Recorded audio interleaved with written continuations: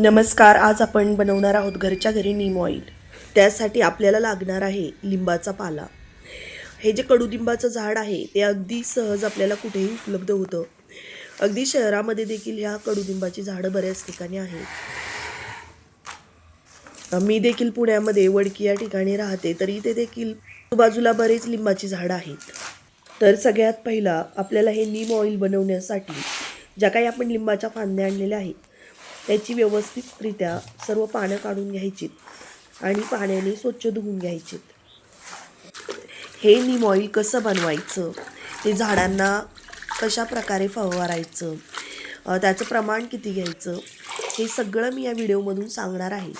त्यासाठी तुम्ही हा व्हिडिओ नक्की शेवटपर्यंत पहा. तुम्ही जर टेरेस गार्डनिंग करत असाल तर तुम्हाला याचा नक्कीच फायदा होईल. इथे तुम्ही पाहू शकता ही जी पानं आहेत लिंबाची ती मी काढलेली होती पाण्यातून, व्यवस्थित पुसून घेतलेली आहेत आणि आता मिक्सरच्या जारमधून ती बारीक करून घेणार आहे. यासाठी आपल्याला गॅसची आवश्यकता आहे, म्हणून मी आता हे जे नीम ऑइल बनवणार आहे ते किचनमध्ये तुम्हाला दाखवत आहे.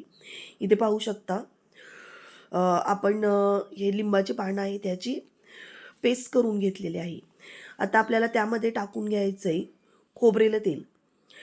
हे 175 ग्रामची बॉटल आहे, ती सगळी बॉटल मी यामध्ये टाकून घेणार आहे.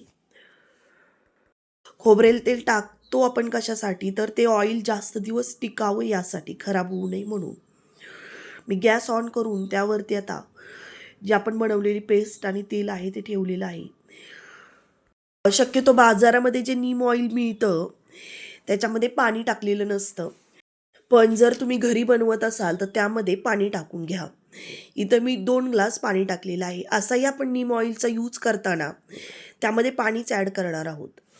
हे आपलं जास्त काळ नाही टिकलं तरी चालतं. साधारण हे पाणी टाकलेलं ऑइल फ्रीजमध्ये ठेवून आपण 3-4 महिने इझिली वापरू शकतो.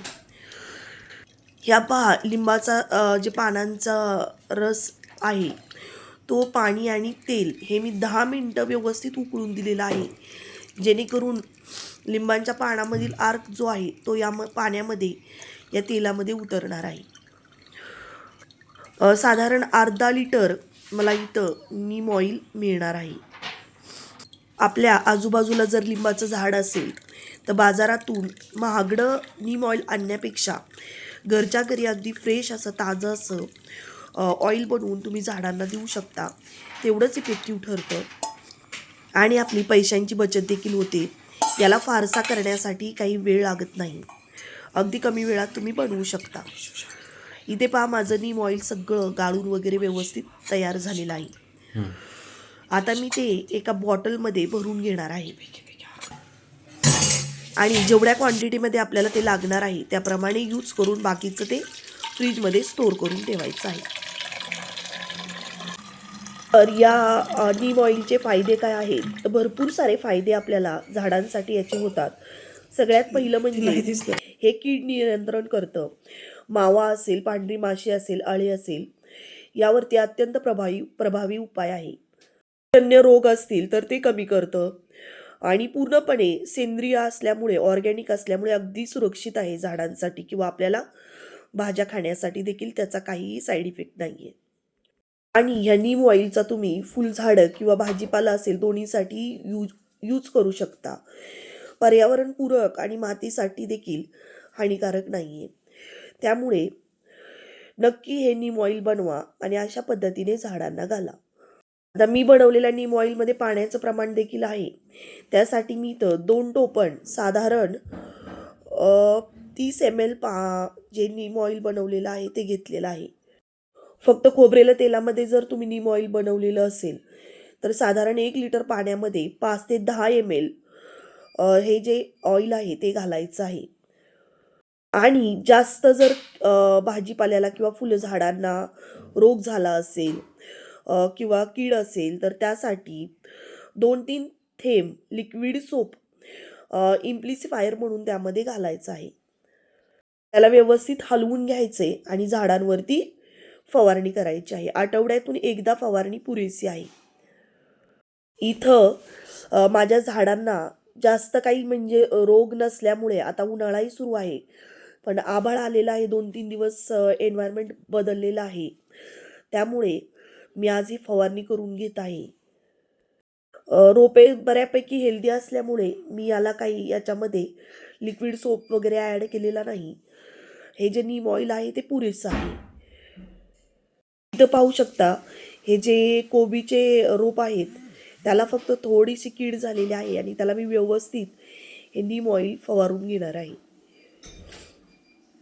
कोबी आणि फ्लावरवरतीच तुम्हाला शक्यतो जास्त कीड होते, आळीचं प्रमाण जास्त असतं. त्यामुळे औषधाची जास्त गरज तुम्हाला ह्या 2 भाज्यांसाठी करावी लागते. अदरवाईज उन्हाळ्यामध्ये इतर भाज्या अगदी इझिली येतात. मागच्या आठवड्यात ही रोपे लावलेली होती, याला देखील मी व्यवस्थितरित्या फवारणी करून घेतलेली आहे. याच्या फवारणीमुळे आपली झाडे निरोगी राहतात आणि आपल्याला रसायनमुक्त भाजीपाला मिळतो. जर तुमच्या झाडांवरती मावा, पांढरी माशी किंवा आळी झाली असेल तर महागडी कीटकनाशक वापरण्याची गरज नाही. घरीच हे कडुनिंबाचं तेल तुम्ही अगदी इझिली बनवू शकता. फक्त 5-10 ml नीम ऑइल पाण्यात मिसळा आणि झाडांवर फवारणी करा. पूर्णपणे सेंद्रिय, सुरक्षित आणि प्रभावी उपाय. माझ्या टेरेस गार्डनमध्ये मी हाच उपाय वापरते. तुम्ही नक्की करून पहा. माझ्याकडे हा 2 लिटरचा स्प्रे पंप आहे, जो की मी ऑनलाईन मागवलेला आहे. तुम्हाला देखील असा पंप हवा असेल तर नक्की कमेंटमध्ये मला सांगा. मी याचे डिटेल्स तुम्हाला शेअर करेल. इथं मी 4 लिटर नीम ऑइल बनवलेलं होतं. हे जी स्प्रे पंप आहे त्याच्यामध्ये 2 वेळा नीम ऑइल बनवून पूर्ण सगळ्या भाजीपाल्याला, त्याचबरोबर जी फुलं झाडं आहेत त्याला देखील सगळीकडे त्याला व्यवस्थितरित्या फवारून घेतलेलं होतं. तर मित्रमैत्रिणींनो, आजचा व्हिडिओ कसा वाटला नक्की सांगा.